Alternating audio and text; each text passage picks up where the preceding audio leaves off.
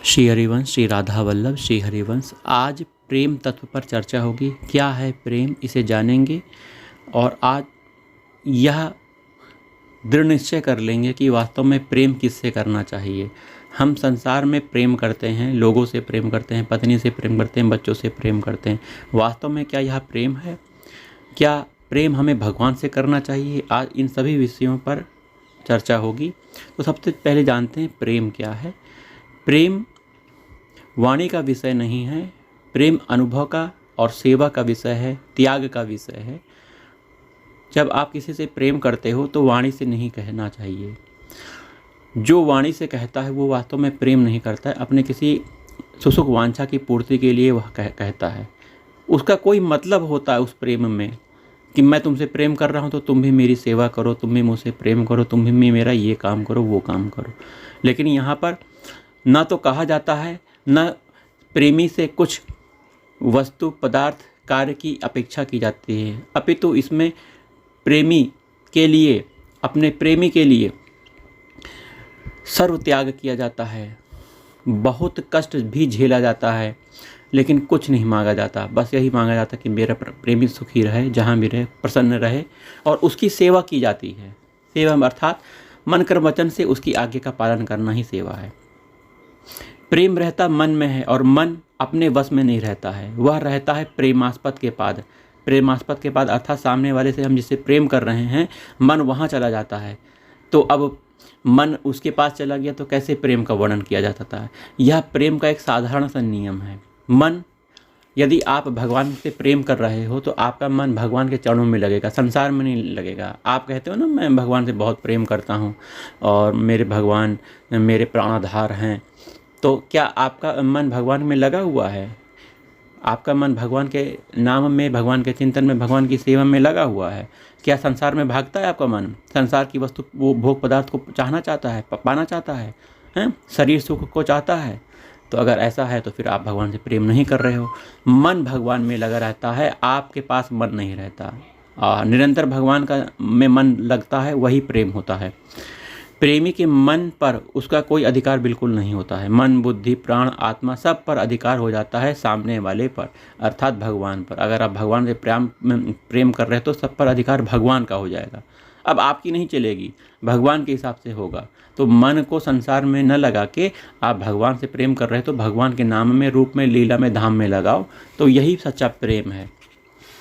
जब प्रेम उत्पन्न हो जाता है तो मन बुद्धि अर्पण नहीं करना पड़ता, अपने आप वो अर्पित हो जाता है। अपने आप ये कहते हो ना, तन मन धन जो कुछ है सब ही है तेरा, तेरा तुझको अर्पित क्या लागे मेला, ऐसा कहते हो ना।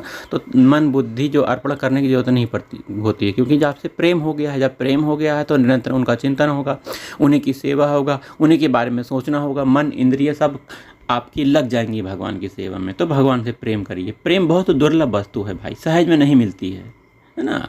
ऐसे भगवान का प्रेम आपको ऐसे ही मिल जाएगा। भगवान वास्तव में बिरले लोगों को ही अपना प्रेम देते हैं, है ना। संसार की वस्तु मांग लोगे, व्रत प्रतिष्ठा मांग लो, वो सब दे देंगे भगवान सहज रूप से, लेकिन प्रेम नहीं देते। प्रेम बहुत बिरले लोगों को देते हैं, जिस पर अहेतु की कृपा करते हैं उन पर देते हैं। तो सहज प्रेम नहीं मिलता, जिसे मिल जाता है वो उसके समान भाग्यशाली कोई नहीं होता। वृंदावन में प्रेमी संत महात्मा देखिए, रसिक संत महात्मा हैं जो भगवान से अनन्य प्रेम करते हैं। हाँ, उनकी कोई चाह नहीं, उनकी चाह केवल अपने प्रिय प्रीतम हमारे सुखी रहें, आनंद में रहें, सदा प्रसन्न रहें, उन्हें कुछ नहीं चाहिए, बस भगवान के नाम लीला रूप में खोए रहते हैं। तो ऐसे संत महात्मा वास्तव में भगवान के प्रेमी भक्त होते हैं। तो हमें उन्हें उनकी शरण में जाना चाहिए। और प्रेम तत्पर, वास्तव में प्रेम क्या है? साक्षात प्रेम के मूर्ति हैं रसिक संत महात्मा। आपको देखना चाहिए, उनको दर्शन करना चाहिए। दर्शन मात्र से आपका कल्याण होगा, आपके अंदर भगवान के प्रति प्रेम जागृत हो जाएगा। प्रेम में वस्तुतः भगवान का कोई वियोग नहीं होता। जब प्रेम हो जाता है तो आपके मन बुद्धि में छाए रहते हैं भगवान, भगवान का नाम छाए रहता है, भगवान के रूप छाए रहता है, भगवान की लीला छाई रहती है ना। भगवान श्री कृष्ण वृंदावन छोड़कर एक पग भी नहीं पधारे।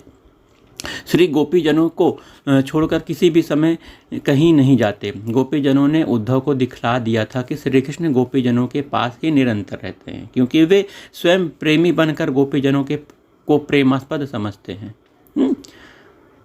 तो भगवान श्री कृष्ण कहीं नहीं जाते वृंदावन छोड़ के, नित्य भगवान वहाँ वास करते हैं। और लीला रूप में भगवान एक से दो हो जाते हैं और वो चले जाते हैं। भगवान देखिए जब श्री राम जी अयोध्या वापस आए थे तो सभी लोगों ने चाह की थी हम अपने राम जी से मिले, हम अपने राम जी को गले लगाएं, हम अपने राम जी को प्यार करें। तो भगवान ने एक रूप से कई रूप हो गए थे। जितने अयोध्यावासी थे सबकी मन की भाव के हिसाब से उन्होंने सबको उसी समय दर्शन दिए, सभी से मिले, सभी से वह यथोचित व्यवहार किया था। तो भगवान एक से कई रूप हो गए, तो उनके लिए एक से दो रूप होना कोई क्या दिक्कत है। भगवान वृंदावन में ही हैं, एक रूप थे वो अब मथुरा में चले गए। तो भगवान वृंदावन छोड़ के कभी नहीं जाते, ये रसिक संत महात्मा हमारे कहते हैं। और वास्तव में भगवान नहीं जाते, वास्तव में भगवान का घर वृंदावन धाम है, वृंदावन धाम में नित्य निवास करते हैं भगवान। तो प्रेमास्पद प्रेमी ही बन जाता है, प्रेमास्पद प्रेमी का ही बन जाता है। श्री कृष्ण भी गोपिकाओं के ही बन गए। उन्होंने कहा है, गोपिकाओं देवताओं की जैसी आयु धड़ करके भी मैं आपका ऋण प्रेम ऋण चुका नहीं सकता।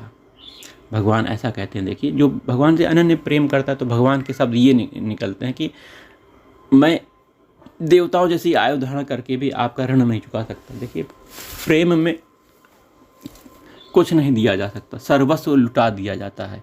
कि यही देखिए भगवान ने सर्वस्व लुटा दिया, अपना ऋणी बने रहना चाहते हैं भगवान। देखिए ऋण नहीं चुका सकता। प्रेम का ऋण चुकाने के लिए भगवान के पास कुछ भी नहीं रहता है, पर प्रेमी उन्हें ऋणी नहीं बनाता। उन्हें ऋणी मानकर उनसे कुछ चाहे ऐसा प्रेमी कभी नहीं करता। जहाँ कुछ भी चाह होती है वहाँ प्रेम नहीं होता। प्रेम में चाह थोड़ी ना होती है, प्रेम में तो सामने वाले प्रेमास्पद का सुख होता है। कैसे मेरा प्रेमी सुखी रहे, कैसे मेरा प्रेमास्पद सुखी रहे। तो प्रेम में अगर चाह है तो यह एक प्रकार का मतलब व्यापार ही कहा जाएगा कि हमें कुछ दो और हम आपको कुछ देते हैं। तो प्रेमी का सुख इसी में है कि उसका प्रेमास्पद सुखी रहे। तत्सुख सुखित्व, हमारे दुख से यदि प्रेमास्पद सुखी होता है तो हमें दुख मिले, है ना। क्योंकि प्रेमी हमारे प्रेमी को सुख मिल रहा है, यह प्रेम का हार्दिक भाव है। ऐसे दुख को, ऐसी विपत्ति को वह परम सुख, परम संपत्ति मानता है। मानता ही नहीं, सर्वथा ऐसा अनुभव करता है। प्रेम का स्वरूप हमेशा विचित्र रहता है दोस्तों। इसमें त्याग ही त्याग है, देना ही देना है, कोई लेना नहीं है। जो वास्तव में प्रेम करते हैं वो बहुत बड़े त्यागी होते हैं। वो संसार के सभी रिश्तों को तोड़ के, सभी भाव को तोड़ के अपने प्रीतम से अपना रिश्ता जोड़ लेते हैं। हाँ, और उन्हें संसार के किसी वस्तु, पदार्थ, पद प्रतिष्ठा, ब्रह्मलोकता का पद भी नहीं चाहिए, है ना। तो प्रेमी ऐसा कर सकता है अपने प्रेमास्पद के प्रति, क्योंकि वास्तव में प्रेम में एक आनंद होता है। एक आनंद भगवान में ही तो है, एक आनंद भगवान में है। उनका खिला हुआ चेहरा देखना, उनका हंसता हुआ चेहरा देखना, वो सदा प्रसन्न रहें, जो भी लीला कर रहे हों उनमें आनंद बढ़ता रहे, ये प्रेमी चाहता है। तो इसलिए भगवान भी अपने प्रेमी से बहुत प्रेम करते हैं। प्रेमी प्रेमास्पद को अखंड सुखी देखना चाहता है, उसको सुखी देखकर ही वह सुखी हो जाता है। प्रेमी के सुख का आधार है प्रेमास्पद का सुख। इसी भाव का जितना विकास इस जगत में जहाँ भी होता है वहाँ उतना ही पवित्र भाव होता है, याद रखिएगा। एक बात और है कि भगवान जिसे अपना प्रेम देते हैं उसका सब कुछ हर लेते हैं। किसी भी वस्तु में उसकी ममता नहीं रह जाती, समस्त ममता भगवान से जुड़ जाती है। और इसे लेकर वह एक ही बात चाहता है कि कैसे मेरे प्रेमास्पद सुखी रहें। वहीं एक बात और आप लोग सुन लीजिए कि भगवान जब अपने आप को, किसी को हाथ बेच देना स्वीकार कर लेते हैं तभी किसी को अपना प्रेम देते हैं। भगवान प्रेम के साथ ही अपने आप को भी दे डालते हैं। यह सौदा महंगा नहीं, बड़ा ही सस्ता है। हमारा सब कुछ जाए, बदले में भगवान मिल जाएं, इसके समान कोई लाभ ही नहीं। यह परम लाभ है भैया, ये परम लाभ है। वहीं बुद्धिमान जन प्रेम के लिए मोक्ष का भी भगवान के चरणों में समर्पित कर देते हैं। हमें मोक्ष भी नहीं चाहिए प्रभु, आपका प्रेम चाहिए। भगवान मोक्ष देना चाहते हैं पर प्रेमी जन उसे स्वीकार भी नहीं करते हैं। जिसे प्रेम प्राप्त हो जाता है उसके ऊपर और कोई बंधन तो रहता नहीं है, रहता तो केवल एकमात्र प्रेम का बंधन है। भला प्रेमी प्रेम के बंधन से कैसे छूटना चाहेगा? यह बंधन तो उसका परम सुख का आधार है। जो इस बंधन से मुक्त होना चाहता है वह प्रेमी थोड़ी ना है भाई। चलिए प्रेम के बारे में थोड़ा जाना, जय जय राधा वल्लभ श्री हरिवंश, जय जय श्री राधा।